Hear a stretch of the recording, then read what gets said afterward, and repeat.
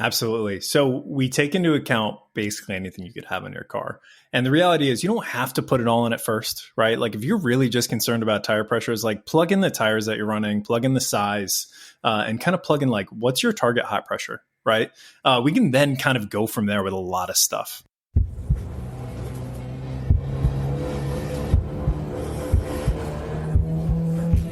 Green flag, green flag.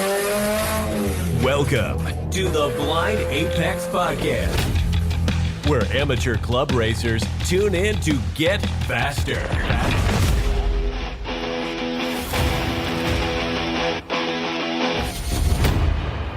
This episode is brought to you by didnt Fuel Systems. Use Apex 10 at checkout to save 10% on fueling your passion.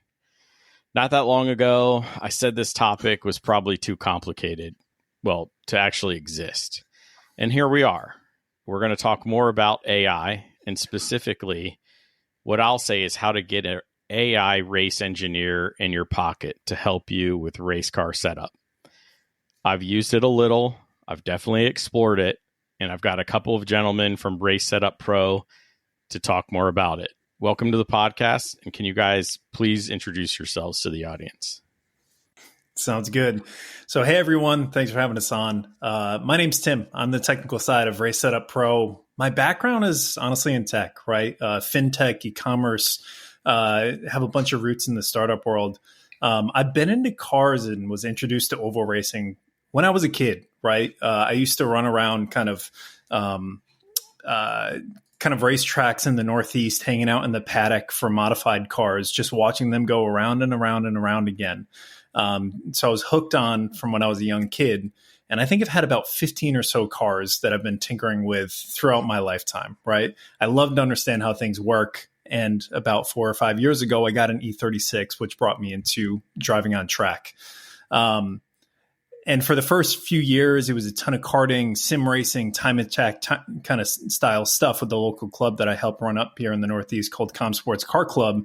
And then this year, I've really been digging into wheel-to-wheel stuff with Champ Car, Northeast GT, and I'm going to make my debut over on GLTC over at Pit Race. Rest in peace. Pour one out, everyone. It's going away soon, unfortunately. So what that's led me to in the last couple of years is really digging around with the car setup, right? Driver mod gets you most of the way there, but fighting a bad car is something that is really tough, right? It's Weather terrible. conditions changes. Sometimes your setup that goes from one track to another track kind of works to a varying degree. So I started to really dig in, study, and understand this, and met Jeff a few years ago. We got started talking about the idea. I'll let Jeff, you kind of introduce yourself before getting ahead of ourselves. But yeah, it's been a fun past couple of years. So I am Jeff Zizoulis, JZ, you can call me, or my kids call me Chief, whatever works for you. So nobody in my family was in cars, not a single person. In 1994, I ended up at a Ford dealership at 19 years old and bought a bright red Mustang GT. I still wasn't into cars. I just liked that one. I started drag racing. And, it was fun. I got into the 11 seconds and I realized it was, an 11-second adrenaline rush.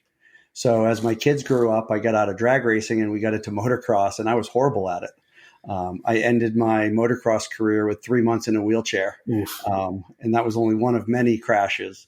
So a lot of at the them motocross end that track, way, by the way. Yes, they do. Clavicles, but at the motocross legs, track, all sorts of stuff. Oh, yeah. I got a new hip because of it, too. Wow. Okay. But at the motocross track, they say with age comes a cage. And I didn't know what that meant. But I had a 2012 Boss 302 Mustang. I took it to Thompson with SCDA. And my first instructor, Butch, was amazing. At the end of the day, I said, if there's one piece of advice should I take away from today, what is it? He goes, go buy a Miata. So I did. And we all know they're really slow. And to make them, go decent around a track, you got to have them set up right. So I'm a bit OCD. So I started measuring tire pressures, temps. I'm too cheap to pay for alignment. So I started figuring it out myself. And then I quickly realized people were asking me, what should my pressures be? And at that point, with all the research I was doing, I was saving away these files. And then it became, hey, my car's understeering in turn 4. What should I do? And we talked through it and make some adjustments and came up with this idea And, Tim approached me and said, "Hey, if you need help with this, let me know." I'm like, "Tim, I don't need help with it. I am lost."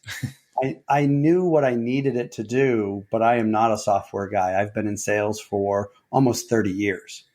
So my job in sales is to oversimplify things, complain to the IT guy about it, and get him to fix it. Right. So Tim and I meet, and we launched Race Setup Pro, and it's been live for a week. Okay. So officially live, beta tested for a few months. So it's racesetuppro.com, not racesetup.pro, correct? Correct. Racesetuppro.com. Okay. Thank you. Yep. So the website's live. This weekend, I'm at the track. 2 people signed up. They used it. Both of them came up, and it's always the same thing. I didn't actually think it would work. One of them, it's their home track. I posted it on Instagram today. He's got hundreds and hundreds of laps there in the same car. He's like, "My car didn't even feel fast, and I beat my personal best by just over a second," which is huge. We know what we pay for parts to beat our personal best by a second. Oh, yeah. Yeah, we know how much horsepower that is, and we know how much, yes. Where you have to mess with the weight, power to weight ratios and things. Yep. I have a booklet, and I believe it's with my Catalyst somewhere, but it's a booklet that says, if you're pushing, do this. And it has a page. If you're oversteering, do this, and it has a page. And I don't. Well, and I haven't looked at it in a while. Confession, right? But it's it'll tell you like more clicks here or no clicks here, or go more toe out this way, or toe in, or add more camber, whatever. It's an old timey flip book. And I tried to use it for a while, and I was like, it's not really tailored to me. How does it know if I have compression and rebound for my shocks, these types of things, right? And I'll also confess some things. So I have a mountain of tire pressure data with track temps, ambient temps, barometric pressures, top cold pressure, what the hot pressure was coming off, all that jazz. Because, like you, the number one question I was getting, what are you setting your tire pressures to? Yep. And I was like, we should just make an app that says, I'm here, this is the weather, link it to like Weatherbug or whatever, and then tell them what tire you're running, and then it should recommend something, So that never really got going. I have mountains of the data, but it never really moved. Because, like you. Well, it didn't get going with you because we had the similar idea. Yeah. Right? Because I think it is with cell phones, it's can you hear me now? At the racetrack, it's what should my pressures be? Correct. And the 3 of us could be in the same car with the same tires and the same setups and like different pressures for driving style. Yep. So, so it's the famous question. Okay. So racesetuppro.com, I go and I create a sign in. Okay. Yeah. I sign up for the service. There's different plans. Maybe we get into that now. What's the levels here? Yeah, so I can run through that. So we have 3 different levels right now. Each one comes in a monthly or annual subscription. Right now, we're actually running 50% off for our first 100 users. So we still have some spots left if anyone's interested in trying this out for the annual plan. But the 3 different levels. So we have Weekend Pass. That gets you 2 track days a month. Basically, you start your track day, you get an initial analysis, and basically like a baseline setting for your car and track setup, right? Understanding what you have in your car and just saying like, hey, Watkins Glen, it's a high speed track. Maybe you should do X, Y, and Z based off of that. For post-session interviews, that's basically what happens after you go through and start your track day, right? You get off the track. I'm having issues with understeer in mid-speed corners, right? What are the adjustments I should make, right? Here are the ambient temperatures. Here's the track temperature. If you know your tire pressure is awesome. We try and kind of prompt people in the right direction to say like, hey, you should be checking this stuff. And then we can give you feedback on it too. So that'll start to give you an analysis based off your handling issues. we'll and then basically we're logging all of the tire temps over time. So eventually, we don't have this quite yet, but eventually we'll be able to use that for both making more kind of high quality recommendations and then also kind of letting you know like what worked for you and what didn't, right? So that's the weekend pass. I won't go into detail about all the specific areas for this, but it's really gated based off a number of track days per month. So starter, you get 4 track days per month, 18 post-session interviews. We assume about 6 sessions a day, and then pro, 10 track days per month. And 60 post-session interviews per month. There's also a vehicle count associated with that. So if you're running multiple vehicles with the pro plan, you get 3 vehicles instead of 1, where you can kind of enter your setup information and kind of track it that way. In Con, I think it's important to point out, like our software doesn't know like what level of driver you are. So we do start at a baseline. We've had questions about, hey, well, it's saying this and I know that, right? This is where we're going to make a recommendation. But then as you do your post-session interview and you provide feedback, it starts adapting to you. Okay. Right. But, it's one of the many rabbit holes we could go down when we're designing this. How do we determine how your level of experience, how good of a driver you are? Because if it's number of track days, that doesn't mean you're fast. If it's lap time, you might be fast, but running a 120 at a track in one car is much different than 120 if you're in a Miata, right, compared to 700 horsepower. So we haven't dug into that yet, but it just starts at a baseline. But as soon as you start entering your information, that's when it gets really, customized to you. Right. So I've chosen XYZ, whatever. I actually don't remember what level I selected, but I have high ambitions for 2026, but we'll see. Mm-hmm. You select your plan and then you start to build out your profile. So what's in your profile that people should know? Because I totally jumped in head first and I don't know certain things or didn't know certain things. Sure. So I'd like everybody to be educated before they press that button and are ready to go. Absolutely. So we take into account basically anything you could have in your car. And the reality is you don't have to put it all in at first, right? Like if you're really just concerned about tire pressures, plug in the tires that you're running, plug in the size, and kind of plug in what's your target hot pressure, right? We can then kind of go from there with a lot of stuff, right? There's simple things you can recommend that a lot of people don't even reach for at the track. Hey, I'm understeering. Okay, drop your front tire pressure a little bit, right? Increase that contact patch. And so there's a lot of stuff we can do with that. But outside of tires, right, we take into account wheel width, right? So we start to understand how that impacts kind of the whole entire tread section width and scrub radius and all of this sorts of stuff that an increased wheel width can introduce, right? Everything about suspension, right? Are you running single, double, triple adjustable? Do you have stock suspension? Alignment settings. This is a nitty gritty one, but it's also really important, right? Understanding your alignment. It's a one-time thing to go in and fill up this setup information, right? So looking it up is the more data we have, the better the recommendations we can give you. So really understanding what's my caster at, right? What's my front camber, rear camber, front toe, rear toe, all of that stuff. And we support it in any kind of, unit of measurement that you want. So degrees, millimeters, inches, whatever kind of works there. Do you have a corner alignment, right? Do you have a corner balance? All of this stuff is relevant. We take into account, obviously, total weight of the car and driver. It's a common way to do it on track. We don't want to assume you have a 2,800 pound car, but you're a 100-pound driver. That's a different thing than if you have a 300-pound person in the car, right? It's going to affect things. So we take that into account. Sway bars, right? What do you have for sway bars? What's the adjustability on your sway bars? Aerodynamic stuff is in there, though I do have some plans for some pretty big upgrades so we can start to understand drag numbers, so we can start to understand kind of downforce at 100 miles per hour. There's a lot of stuff in there that'll help us make some better recommendations. And right now it's pretty simple in terms of aero. That's something we want to dig in on, but just need to get around to it. And then finally brakes, right? This is a safety thing more than anything, right?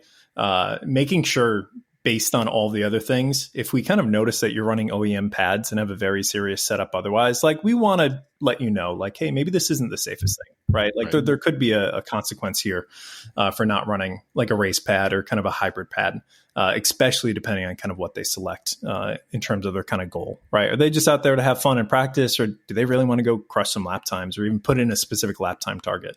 So some of these are kind of more safety focused while we're asking, so we can make some recommendations in that front. And then other ones are purely like, increase your rear wing, decrease your rear wing, whatever it is, right? Some more kind of standard car setup advice things. And what's really awesome is you can also just check the box for stock suspension, right? Stock alignment. So we tried to develop this so you can show up to the track with your, brand new, name your car. And literally it's just going to help you with your tire pressures. But you likely don't have somebody that can go to that's going to look at your car for your weight and make a recommendation. They're just going to recommend what they run. But then we also wanted to make it appealing. So you mentioned, the SCCA, NASA. These are people that have been running their cars often for a while. We wanted to make it valuable to them as well. So it's finding that balance of, you can run a stock car and for $10, you can get some input on your tires and cut your lap times. Or just make your car feel better, because so much of it, in one of the podcasts I was listening to, you talked about you've gone off in turn one twice at Summit Point, right? So confidence is key. Like it had to take a while to get your confidence back. We know on track, confidence is king. So if we can make your car feel better for your driving style, stock or full race car, then we've won.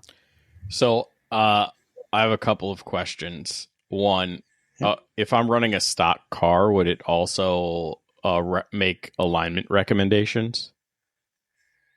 Generally, yeah. Okay. Yep. Okay. And then one comment is, when you go down the arrow rabbit hole, be ready. And maybe I think I have my data from the wind tunnel if it gets that serious. If you want to see what comes out or how it comes out, at least from the A2, because that's the most common one people use on the East Coast. So at least, if you could send that over to me, that would be awesome. I think there's probably like 3,000 formats that I'm going to have to figure out how to deal with, but having an initial one to wrap my head around it would be great. Yeah, you'll at least see how they do it down there. So it'll cover at least the East Coast. I don't know what the West Coast guys are doing, or anyone in the central United States who goes to one. More people go than they say. So yeah. And so the other question is, have you guys thought about incorporating kinematics into the advanced level? So the measurement of the suspension pieces and all that stuff? Yes. But I think our initial standpoint is we really want this to be a 90% solution or an 80% solution. So there's kind of all of this really advanced stuff ends up being a lot of work for a very small select few people that would use it. Right. And a lot of those people are more folks that would maybe have a race engineer buddy that they talk to anyways, and kind of have in their Rolodex. Right. So I don't want to, we're not trying to replace that at all. Right.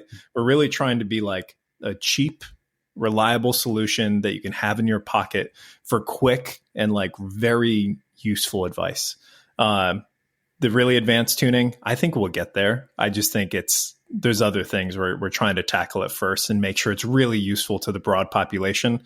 But yeah, I've gone down that rabbit hole before, and it would be complicated, but awesome too is the thing, right? So that's fair, because the level of effort on our part is large enough, right? So legitimately, first off, you would have to have the right kind of instructions to tell me how to measure correctly. And then it's only as good as what I put in, Absolutely. So there's that bleed area where you have to trust the data. So it becomes the more detailed you get, the harder it is going to be to trust the data. I've mismeasured before, right? They say measure twice, cut once. I've measured once and had to cut 2 different boards before, mistakes happen. I feel like it's on our user level for their, why do I want to be it? I want to say that there's more people that would actually do it if it were easy to do, right? So they'll probably put in the effort to measure it, but they don't want to have to then go into the tools that are out there now to enter the stuff, right? If there was an easier tool to use, they might do it more often. So there's a balance there. I see it, but I just wanted to make sure. But I couldn't agree more. Like on the tooling side, I think it's one of the big things that has drawn me towards building this out, right? Like Garmin Catalyst, you called that out earlier. I think that's a great example of something you just put in your car and it just works, right? Like it just works. Minimal setup. There's some other data loggers out there that they're great, but you really have to learn how to use them. Garmin Catalyst, it just works. I think Firelapse, you had them on recently. Yep. I think they're another great example of a company that's really like introducing some modern tech in here. So it doesn't feel as complicated, even if you're doing the same thing, right? So there's a way where we can make race setup or like car setup simple, like remove a ton of the complexity and really get people towards action and like understanding of how to pull this stuff off rather than, really consuming themselves with theory and trying to remember that and memorize it at the track or having, logbooks or something, which you kind of pointed out, like they're not context aware and they're kind of a burden to pull out and go through and find the right page and like all of that kind of stuff. And when it tells you 20 different things you could do to your car, it's like, well, which one, Yeah. And that's kind of overwhelming and not confidence inspiring either. In my opinion, at least with my car, don't even bother Googling it because the information on the internet is useless. Oh, man. When you talk about, your rear camber in tow, right? Yeah. And the peak and what happens, right? It's going to be hard for somebody to find that. This is where we come in. So when we were doing the market research, because there's nothing like this, right? The closest thing to this is something you're going to use if you're like an IMSA team. And at that point, you're going to have multiple engineers taking the measurements and doing it all, but it still doesn't give you an actionable item and it doesn't tell you why. So this is where, I'll give Tim all the credit. He did a phenomenal job of not only getting the output of saying, okay, here's what you're going to do with our data sources, but here's why you're doing it. Right. And that's not the secret sauce, but that is part of the magic is understanding why. Now, the why might be different from what somebody knows. And that's where they run into a challenge. So we get that feedback of like, hey, it told me to do something differently than my friend did. Right. And it's like, okay, well, we manually looked at your car and the software was right. I'm sorry, but your friend gave you inaccurate information. Yeah. So but the IMSA teams are going to have 2 engineers, 3 engineers, whatever. They're going to have whatever tool they developed while they were learning to be engineers, right? Yep. Yeah. They all have a laptop. They all have a spreadsheet. It all has some sort of calculator in it, right? They're not hand jamming this stuff. At least I hope not. But then they see what this information says, and then they have to recall what they learned and the experiences they've had to then make the changes, right? There's no like wires crossing between what's entered and the recall because you have it built into the system, right? There's a level of human error, right? His friend could have been like completely, they're not doing it on purpose, right?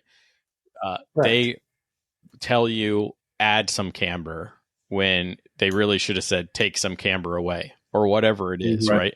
It's one way or the other. It's different, right? And it's interesting too, because they might not know that you have a double wishbone suspension in your front and like maybe adding camber isn't necessary, right? Like maybe they're pattern matching against their E36 that has McPherson struts and like, yeah, you need all the camber in the world because the car's front suspension geometry sucks, but like there's so much of that where it's like, what you know, but sometimes the pattern matching is incorrect because of that. Okay. So before we get into the stuff that comes out, because I have my initial stuff so I enter my vehicle and you guys know on the back end what's a McPherson, what's a double wishbone, what's a beam axle rear. All of that stuff is in your database somewhere. So we know a lot of it.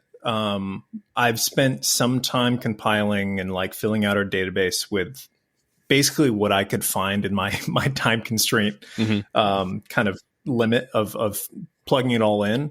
We still have more stuff to plug in, right? Like I'm not going to sit here and say it's perfect, but yeah, we have a really good understanding of a lot of the common cars that are out there that are running kind of like McPherson struts, divorced kind of rear ends, all of that kind of stuff. Just so we know like, hey, why is your rear end like, why are you running a 15K rear spring and a 12K front? You know, like that's crazy in a lot of cars, but then you realize, oh, your motion ratio in the rear is 0.65, right? And then it's like, that makes sense now, right? So we have a lot of that. We're still improving. It's one thing that I'll say to anyone that ends up joining, especially listening to this podcast.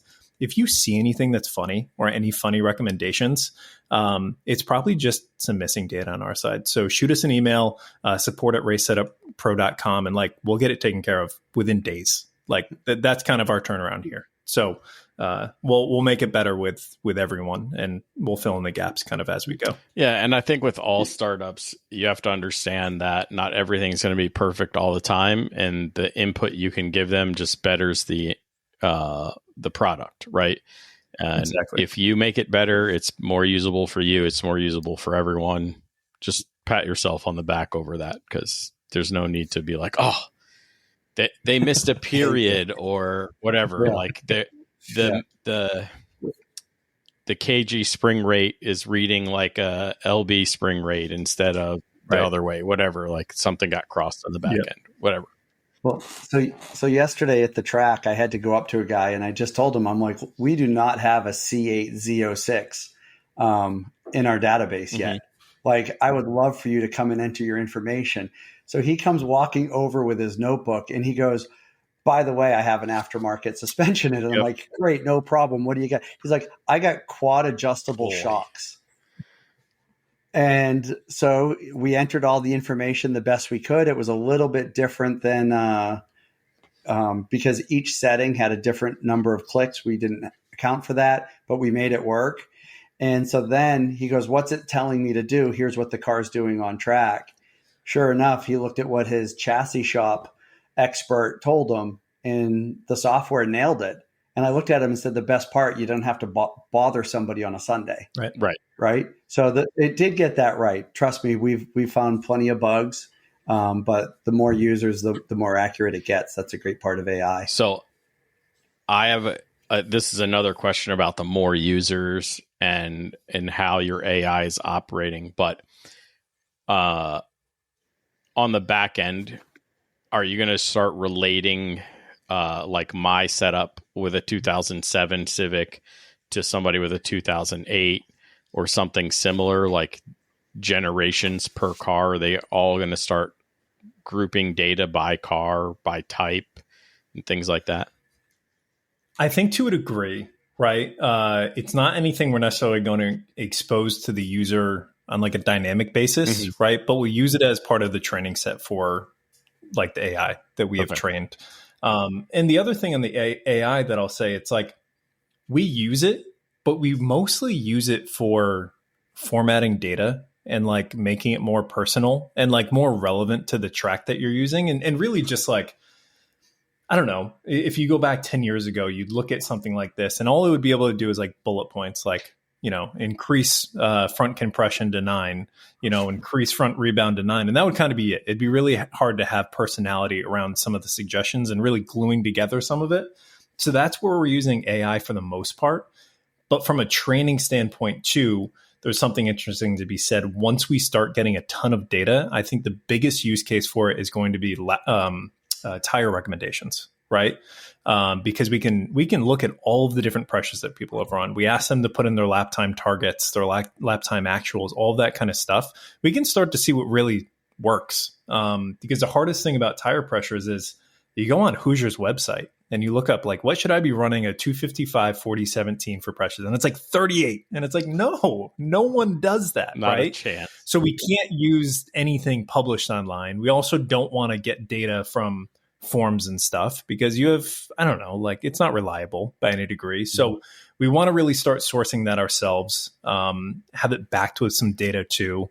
It'd be great if we could partner up with a telemetry company to really get like some objective data, right? To your point, like good data in is good data out. So like if we can improve the data that's coming in and really start to make some decisions with it, that would be magical, right? And it doesn't take that much, but that is definitely a goal of ours. So I do data every day, and I you can correct me if I'm wrong. It's your device, your AI, but personally, I would prefer, like, I didn't guess at my shock settings. I wanted to know what my shock settings exactly were for that event by corner to enter Absolutely. in, because I didn't want to put in shaky data, because shaky data Absolutely. produces inconsistency. Shaky results. Yes. Yep. So if you don't know it, don't put it in. If you can go home and do it, add it later. Like it, Absolutely. from So, what I've seen, it's very simple to just operate and work around, which I appreciate. Right, I deal with things all day that are way overly complex. Right, we don't need Yep. it this complicated. I don't know who designed it to be this complicated, but this system is really easy to use. So Absolutely. And that's been a big focus for us, right? Like we want to take the complexity away from you, but that doesn't mean there isn't complexity like over on my side of things. There's a ton of it, but we don't have to surface that to people, right? Like we need simple kind of questions around like, what is your car doing? Right? Let's try and figure out why it's doing that. And let's try and figure out some recommendations. And then you get to come back and tell us if we were right or wrong, right? Are you still understeering, right? In mid-corner? Mid-corner stuff that's like, high speed, like high speed sweepers. And it's like, if you are, like, maybe we didn't tell you to do enough, or maybe we just made a bad recommendation. And I think for the most part, it comes down to like baseline setup and we're just not moving the needle enough. But again, that's data, right? We can start to really figure out how many clicks is appropriate given a baseline setup and all of that kind of stuff. So we'll start doing that pattern matching once we get some more data for sure. Okay. So, Con, when you had Manny on, he talked about a clean car at the track was one that was prepped. So if I could lay out the perfect world for one of our users, is on Thursday, you would go into the software at your desk and you would enter everything because you have access to your clicker settings and you know your cold tire pressures and all of that. If you're trying to do it Saturday morning at the track while you're getting to the driver's meeting and out on track, you're only going to enter some of the information. And some in is going to give you some out. Right. But on Thursday, if you enter the information, on Friday, you can make those baseline adjustments. And on Saturday morning, you can go do your first session. And then it takes 2 minutes to do a post-session interview. And our software isn't going to give you the right answer because there isn't a right answer. What it's going to do is put you on the path to get your car to handle better. One of the things Ross Bentley said on his podcast was, if your car is not giving you issues, you're not pushing hard enough.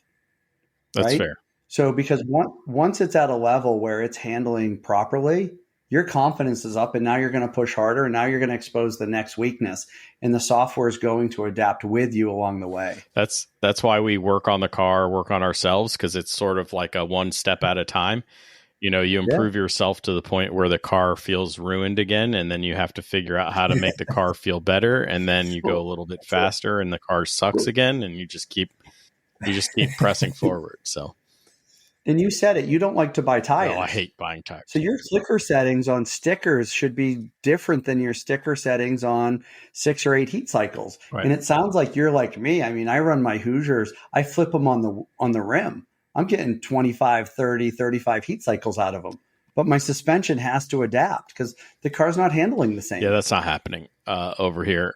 I have a McPherson strut front wheel drive. At 10 heat cycles, they're screaming for mercy and showing cord. So I get like 2 weekends out of the fronts, which is good. And then I don't mind that. If you want to be competitive, you got to stay on the crispest tire. So if I can get 2 weekends out of it, I'm good. And the rears, they can stay on for about 10 years. I'm okay with that.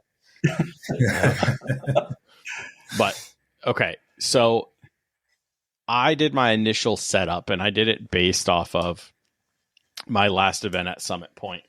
I do want to make a caveat that I don't think I personally, so I still do a sheet. It's part of my checklist for going out, is I put in what my suspension setup is. If this thing tells me to change it, then I need to update my sheet.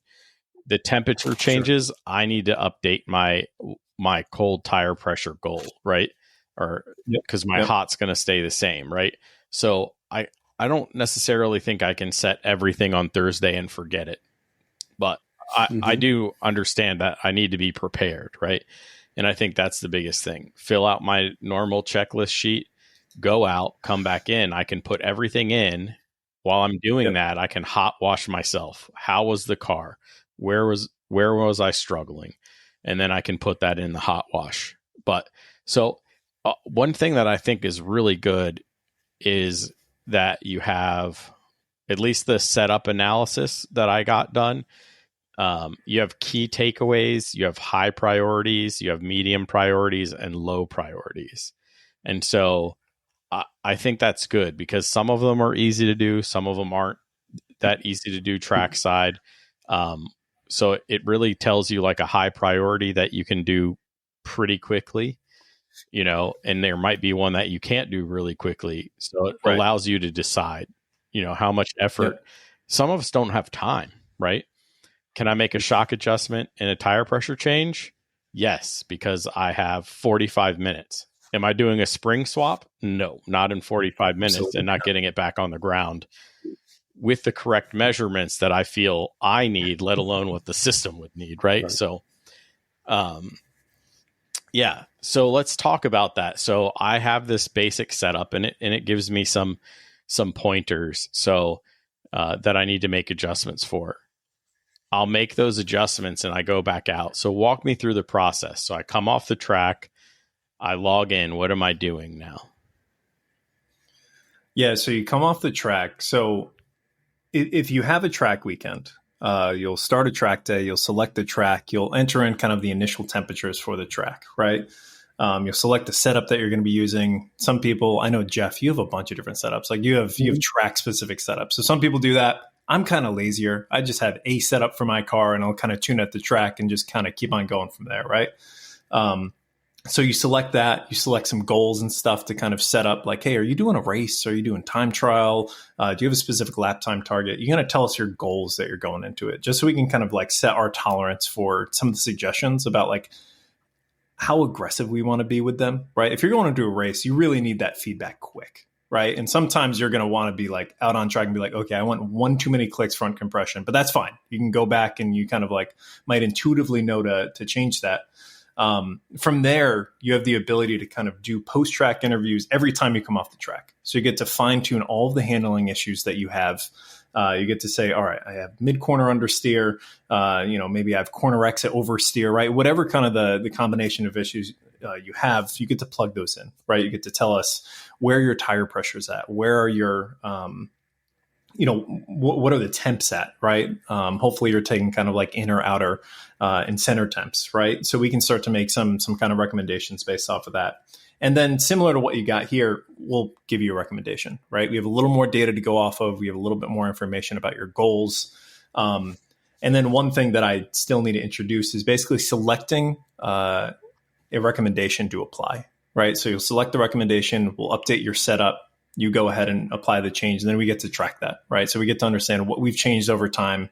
You get to come back and, again, tell us, rinse and repeat, right? It will instruct you to not do 3 changes. Right. Right. It will guide you to say, are you sure you want to do 2? Right. Yep. It really, we want you to do 1 at a time. Okay. Because then you know what's happening on your car. Yeah. So I'm at my setup analysis complete, and it's telling me to decrease my front compression by 3 clicks and then increase my rear rebound by 3 clicks. I think that's plenty because I'm working on 2 ends of the car, absolutely, right? So I can select it. I can click on it. It says selected. If I press, it says apply 1 change. Okay. Yep. Awesome. And so that might be broken right now. Full disclaimer here. Yeah. But that's like half baked. But that's the intention, is that it will update my information with the things done. That's right. Can I be bougie and request that when I select it, I can select whether I do the front or the rear or both? Yeah, that's a great idea. Honestly, I think you're the first person that provided that feedback, but that makes a ton of sense. Yeah, because I would literally do 1. I would probably do the front because I'm always complaining about the front end of my car. And then the rear seems like spot on, right? Especially if I can get a little more grip, then it takes it away from the rear, just that little bit extra that I want. So I would work there first. So I mean, great feedback. Layman's, but I got you. I haven't got the And you can do all this on your phone. Yeah. That's the best part. Yeah. So I haven't is you explored don't need that the part laptop yet. there. Yep. By the time this goes out, I will have done a day at Pineview in New York. And then Nice. I may keep the car together. I'm waffling. I may keep the car together enough where I can do the last event at Summit Point, just because I want to really dial it in, whether I make a gear change or not. Who needs a couple mile an hour on the straightaway? I don't know, but yeah. So I'm really excited about this product to really come out and start using it. One question I have is, do you anticipate that AI will run out of recommendations? No. And here's why. Okay. We're relying less and less on AI for recommendations as time goes on. Okay. You're a data guy, right? You know, good data is good data in, good data out. With AI, that doesn't exist, right? There's always hallucinations. Context windows getting better, all of this kind of tech stuff, right? Like it's moving in the right direction, but it's still not consistent. So the reality is we can codify a lot of this and then rely on AI for some of this stuff that we really don't know that's a little more experimental. But I think the reality is with user feedback, with stuff that you're saying, with stuff that our user base ends up saying, like there's an infinite amount of stuff that I think we can ultimately accomplish. And you even called it out before, like doing kinematics or doing like CFD data, right? There's so much stuff we can dive into if people get tired of the recommendations that are being made. But the reality is, and our hunch is, every track is different, right? To Jeff's point, your tires are different every time, right? So you're never going to the track with the same car, the same kind of like external variables. So everything's always changing, right? Yeah. And you're always kind of needing to tweak your car so it can help you, kind of do the same thing you did last time or better, right? So I think we can go a long way with almost what we have now and kind of like really refining what we have now with kind of like, damper settings, sway bar recommendations, aero settings, all of that kind of stuff. Because the reality is, like every time you go out on track, it's going to be a useful tool, right? Like it's always different. So it's hard to, I don't know. So the pro teams who have more data than anybody never stop making adjustments. Right. Because it's always different. The driver's experience level, just if they're at the track for 3 days, their experience level is different on the third day. Right. So, right. Yeah. So the tweaks are endless. I don't disagree. I think it's undetermined what version Toyo R I'm on right now, but there's a new one coming out. Right. And so just that change alone, especially on my car is very tire moody. Okay. It's very pressure moody. If you miss the pressures, you are hosed in my car. Okay. Just how it is.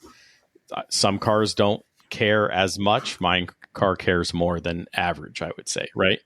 But between that, weather, anything, ambient temperature, how much drag is going into the car, as your brakes wear, sometimes they create drag on the system, and that starts to alter the handling of cars in certain types of corners. There's all sorts of things that need to be overcome. My thing was, I really, oh man, I got an old man moment. That I just wanted to make sure that people realize that this isn't a short-term thing. You're not going to learn it all. Maybe you can. Okay. I was one of those kids that memorized the back of all the baseball cards. So over time, especially if you stay in the same 2 tracks like I have, and you experience the same weather in the same months because the schedule never changes, some of those things are going to be redundant, but there's other things that happen, right? I changed brake pads. It altered how my car was coming into the corner because it didn't want to release. It was a very slow pad to release. Okay.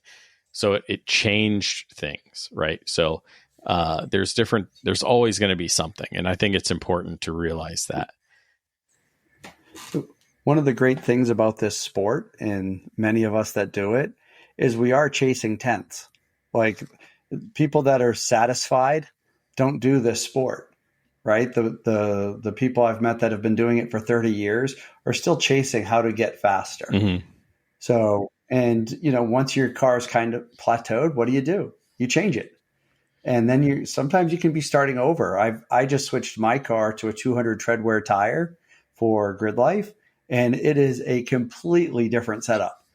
Like I'm doing test and tune days because my camber's wrong. My toe's pretty much the same, but the camber, the tire pressures, the tire temps. So I'm typing it into the software, and it's telling me what to do, and I don't even have to think about it. So here was another thing that another recommendation, mostly because I don't remember because it's been a week since I put my data in. But so this is a caution to the users, and then maybe something for you guys to think about is like a definition of what mid-corner push is or what mid-corner oversteer means. Yep. And then you as a driver, when you're making this input, you really have to read through those or really understand what your expectations are so you can provide the right feedback, right? Because it could be you're seeing a mid-corner push. You think it's a mid-corner push, but you really need to evaluate. Maybe your brake is sticking, or maybe it's the transition of gas to brake or brake to gas that's causing it or something. Absolutely. Right? So you have to, the more educated you are as the user, the better information you can provide. And then you will again get better information out. So I think that's just a recommendation for you guys to maybe help some people, especially the newer they are with the system. Those guys with stock cars, they don't always know what they're doing. I definitely don't. No, I think it's years to understand oversteer or understeer. Well, yeah. Okay. But then where is it on track? Right. And how? Correct. Right. The whole, So it's a big thing, right? Like being able to understand if it's a car setup issue or if it's a driver issue, or maybe it's something mechanical that's influencing it. Like we can probably ask some questions that can start to drive us closer to understanding that. Yeah. And it's really important, right? Like, are you experiencing snap oversteer because of a setup issue, or were you like sawing at the wheel and your car just went wild because you were asking it for too much? That's important stuff, because at some point it's actually not a setup issue, and we probably should recommend some other stuff to folks, right? So that's something that's on the roadmap. Okay. Just trying to nail down like what that looks like and how do we, again, not overcomplicate that, right? I think the whole ethos of this thing is like, keep it simple, right? Like keep the user input simple, but extract a lot of information based out of those inputs. Yeah, absolutely. I mean, I know the guys that I race with, I have the Catalyst in the car right now, and they want a better view of me driving. There is no view of me driving, right? It's right out the windshield. It's a Catalyst. Okay. Yeah. Because they want to make sure when I complain about my car, it's not my fault. Because, I mean, we're the human element, right? So and it's all perception of me, right? It's my perception of the car. I've had somebody else drive my car, and he's like, I wouldn't change a thing. And I was like, I just want a little bit more rotation, mid corner, or corner entry, whatever. This is what I want. And he's like, no, don't do that. It's perfect the way it is. And I've made one minor adjustment. My car's moody with the rear ride height. So I changed the rear ride height. And the last time I went out, I couldn't get enough clean track to see how fast it would go. So, but the fact I still have a complaint and then I'm still getting feedback. I got feedback on my setup. I want to go try it, right? Like if it'll make me go faster, let's go do it. So awesome. So our goal for someone like you is, can we help you find tenths? Can we help you gain confidence in your car? Once you get that turn in that you want, what's next, right? Because once you have the turn in, probably something's going to happen mid corner or corner exit that you're going to want, because now you're carrying more speed in. Correct. And, this is the great part of the sport. And this is where, our software comes in to help. Yeah. And then then once you get that type of corner, right? Because you ask about slow speed, high speed, mid speed. Yep. You define that stuff. I remember that.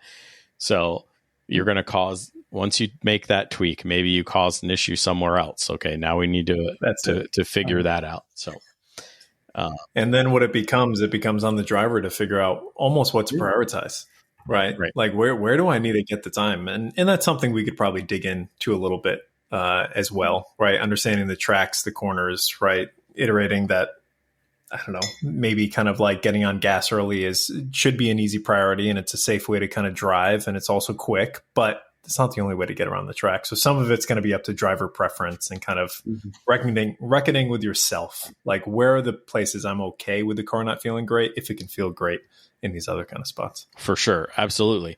And it may change by track, right?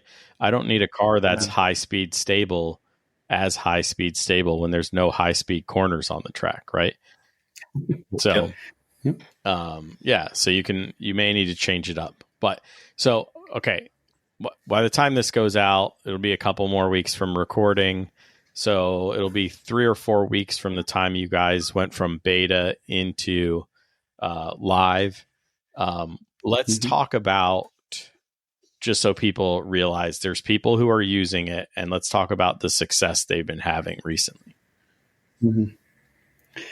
Yeah, so we've seen it on everything from race cars to bone stock, just adjusting air pressures. One of our early wins was a gentleman that lives at NJMP. So if you're wondering how much track time he does, he lives at NJMP. His race car was broken. He took his street car out that he's done lots of laps in, and he couldn't believe it. He actually beat his PB by over 2 seconds. And this is somebody that knows what they're doing, checks their pressures. They know their car. They know the track. And we just keep hearing that over and over again. Time trial people setting PBs in time trials, one up in Canada is part of the beta. He was ecstatic. The best part for us is everybody comes to us with doubt. They're like, I didn't think it would work. And it's like, well, thank you for trying it anyway, because there isn't anything like it. Right. This past weekend, I was doing free analysis for people, and 2 of them signed up. They did 1 session, their first session with changes, beating PBs, right? And that's their first session. Now, when you're cutting a second off, you can't expect to cut another second off. Like, that was the big win. But that's why it's find those tenths, because that's what's going to happen. But our whole goal was to build confidence in your car, because there's a ton of data loggers out there. There's Fire Laps now for driver development. There's a lot of people that you can get to sit right seat, or you can watch videos, take classes, read books on the driving. But we joke, because we know it's often said it's not the car, it's you. So we joke and say it's not you, it's the car. Right. But it's really both, right? Because we do need driver development, and that should be coming from data. We also need it as real-time input from an experienced, person sitting next to us if you have a right seat. But the piece that's been missing, and I will tell you, it is so hard for people to wrap their head around this when they take it, because human nature is we want to understand what's in front of us.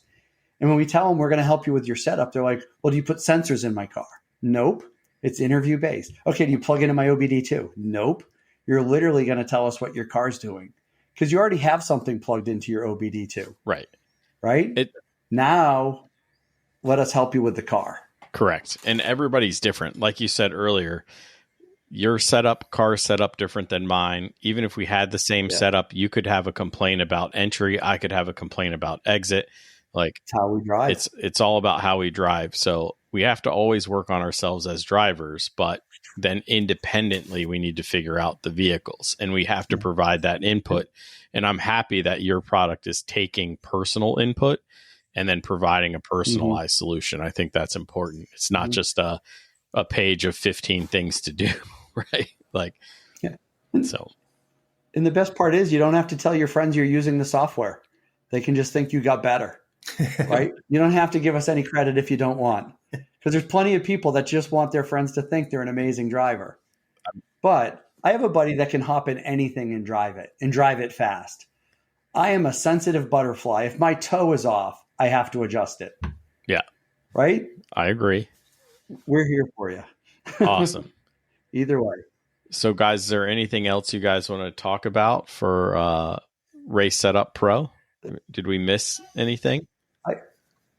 My one ask is for people to log in and just try it out. You know, for the amount of money we spend on our cars, you can literally try our software for $10. It is the cheapest tool you will have in your trailer, but it's going to be foreign. This is different. There's literally the closest thing to this on the market is a ridiculously expensive software package that you need multiple engineers to measure camber arms and angles and all stuff that I can't do. Right. But for $10, you can go faster in the weekend. Like, how do you not try it? Yeah, absolutely. I mean, you got me as somebody paying right now. Just I want to know. I want to know how it works. I want to know how it can help me. Like you said, I need to find those tenths. My consistency, according to the stupid Garmin, is like ridiculous. But it's that I just need that much more speed. And if I had the consistency, then the fight's on, right? So, awesome. Well, we look forward to hearing from you after Pineview. Oh yeah, we'll see. I'm getting some coaching. You know, I need to fix this idiot driver that drives my perfectly good car. So you use the software too, and just give us credit for all of it. Well, we'll see. No, congrats on getting the coach. That never ends. Yeah, I appreciate it. Yeah, where can everybody find you? Instagram. Let's reiterate all that, please. Yep. So we are on Facebook, but we do focus on Instagram. It's Race Setup Pro on both, and racesetuppro.com. If you're anywhere in the Northeast, pretty much every weekend you can find one of us on track. So we hit it hard. Awesome, guys. I appreciate you coming on. Thank you for having us. Yeah, thanks for having us. That was a ton of fun. Until next time, keep working on yourself, keep working on the car, and let's get faster.